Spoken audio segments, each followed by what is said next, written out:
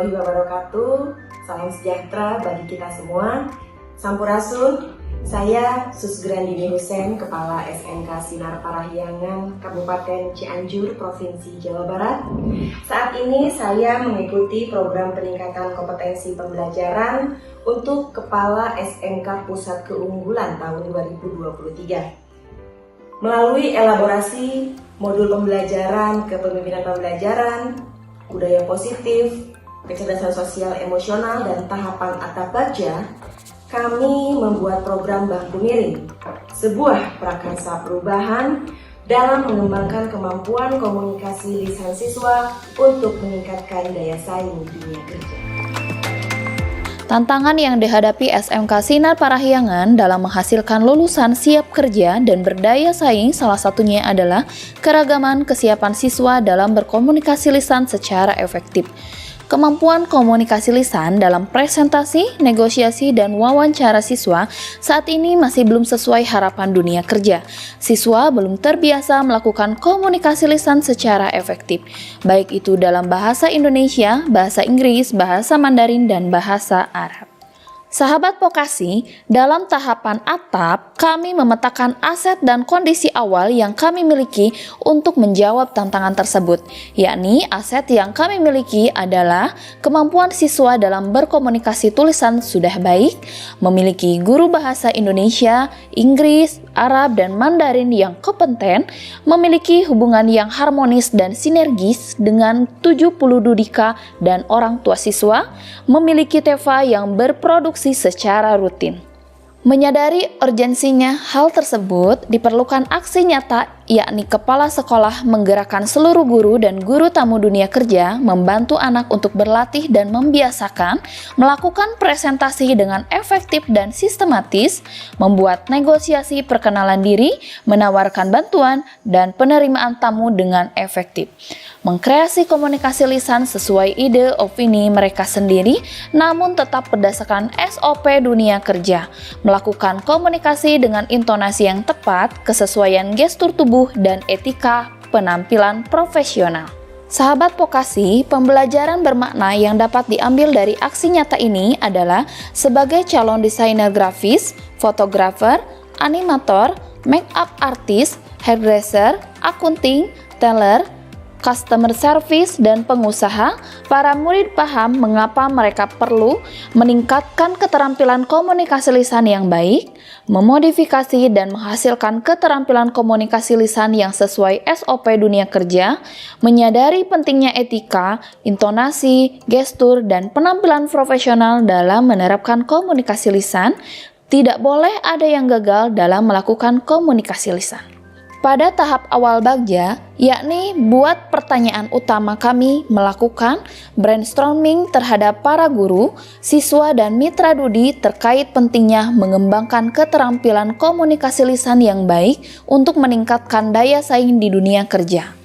Mengkaji SOP komunikasi mitra dudi untuk dapat diterapkan dalam pembelajaran di sekolah, melakukan refleksi diri pembelajaran yang kita lakukan untuk mendukung keterampilan lisan siswa, mengkaji nilai kebijakan dan kebutuhan dasar yang disepakati dalam keyakinan kelas.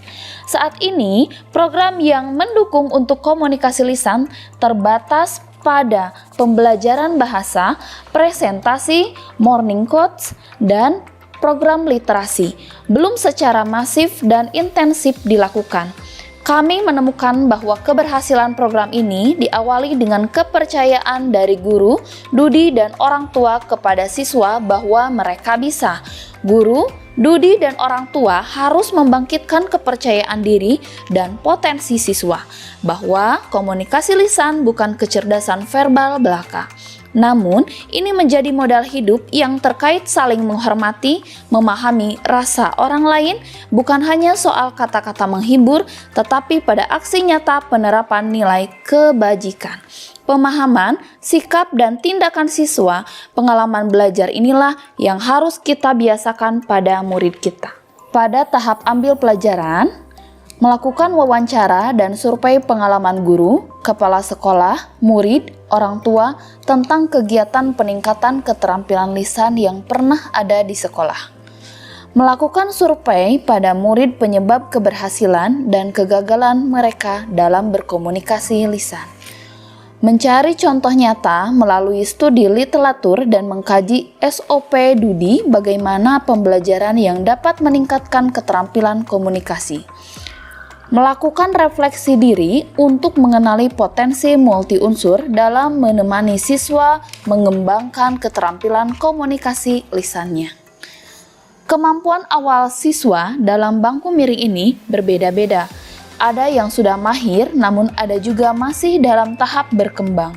Sehingga kami menyusun rubrik penilaian untuk memantau progres siswa. Diagnostik awal dari 550 orang siswa, kami ditemukan bahwa 30% siswa perlu bimbingan, 40% siswa cukup mampu, 20% siswa cakap, dan 10% siswa sudah mahir dalam berkomunikasi lisan secara formal dalam 4 bahasa, Indonesia, Inggris, Mandarin, dan Arab.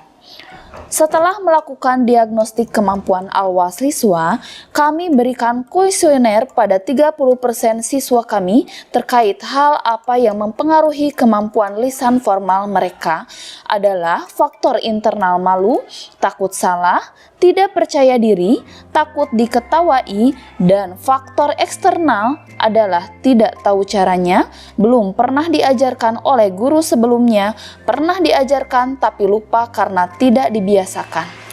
Kita tidak bisa mengubah semua siswa agar mencapai apa yang diinginkan guru, sehingga kami mengikuti pola siswa dan mengarahkan mereka agar sampai pada pola masing-masing. Yang berarti ini sangat tergantung pada potensi siswa secara individu. Kami memberikan guidelines secara step by step agar siswa mudah berlatih dan membiasakan komunikasi lisan secara formal. Inilah kunci keberhasilan kedua. Karenanya, perubahan ini diawali melalui guru dan lingkungan sekolah. Siswa pada akhirnya hanya membiasakan hal yang dialaminya di sekolah. Tahap ketiga adalah gali mimpi. Pada tahap ini bertujuan untuk memantapkan komitmen sesuai dengan potensi dan perannya masing-masing. Saat ini kami semua sepakat untuk membangun perubahan, kemauan, dan kesediaan sekaligus menyingkap potensi murid dalam berkomunikasi lisan. Langkah kami menggali mimpi adalah melalui hanging notes, seluruh guru, siswa, orang tua, dan Dudi membuat keyakinan bersama dan harapan positif dalam program Bangku Miring. Penetapan target dan standar kemampuan komunikasi lisan siswa, menyusun daftar keterampilan komunikasi lisan yang harus dikuasai siswa. Apa langkah pertama untuk mengembangkan pembelajaran yang dapat meningkatkan komunikasi lisan siswa? Pemetaan kompetensi awal kemampuan komunikasi lisan siswa, penggalian harapan siswa terhadap penerapan komunikasi lisan siswa, adanya keyakinan dan harap positif dari guru, siswa, orang tua, dan Dudika terhadap pengembangan komunikasi lisan siswa. Apa langkah terobosan yang bisa dilakukan untuk menguatkan praktik komunikasi lisan siswa di kelas? Tidak ada siswa yang gagal dalam melakukan perkenalan diri, menawarkan bantuan, morning quotes, memimpin doa, student lead conference, sesuai dengan kaidah pedoman umum ejaan bahasa Indonesia, bahasa Inggris, bahasa Arab, dan bahasa Mandarin. Apa sarana yang harus kita siapkan untuk menguatkan komunikasi lisan siswa? 1. Panduan komunikasi lisan. 2. Mic portable. 3. Rubrik observasi. 4. Berbagai poster untuk guidelines dan motivasi komunikasi lisan yang relevan ditempel pada seluruh area sekolah. 5. SOP komunikasi lisan. 6. Kamera untuk merekam. Kapan kita akan mulai melatih komunikasi lisan siswa? Mulai 31 Oktober 2023 sampai dengan batas waktu siswa-siswi lulus dari SMK Sinar Parahyangan. Bagaimana cara kita untuk meningkatkan komunikasi lisan siswa?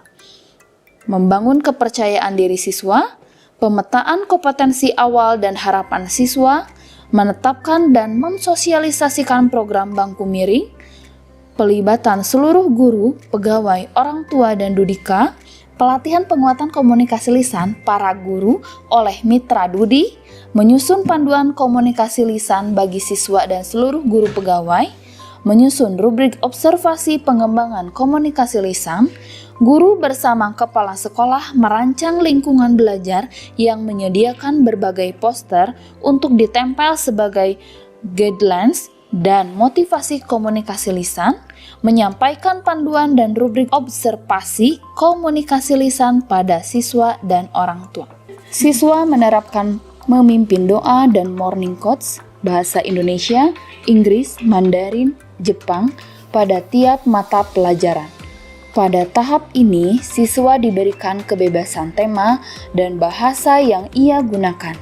Jika per hari ada 4 mata pelajaran, maka akan ada 8 orang siswa yang menerapkan tahapan ini. Total rombongan belajar saat ini ada 18 romba. Maka per hari akan ada 144 orang siswa yang berlatih dan terbiasa memimpin doa dan morning quotes. Siswa menerapkan perkenalan diri dan menawarkan bantuan saat ini di luar ruang kelas dan teaching factory. Seluruh guru melakukan observasi selama dalam kelas dan luar kelas, melakukan tindakan korektif dan memberikan intervensi pada siswa terkait pengembangan komunikasi lisan mereka.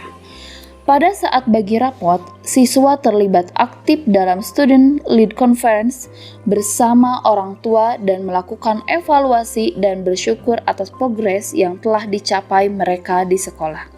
Melakukan refleksi bersama siswa dan guru tiap akhir minggu, menindaklanjuti hasil refleksi secara responsif, cepat, dan tepat.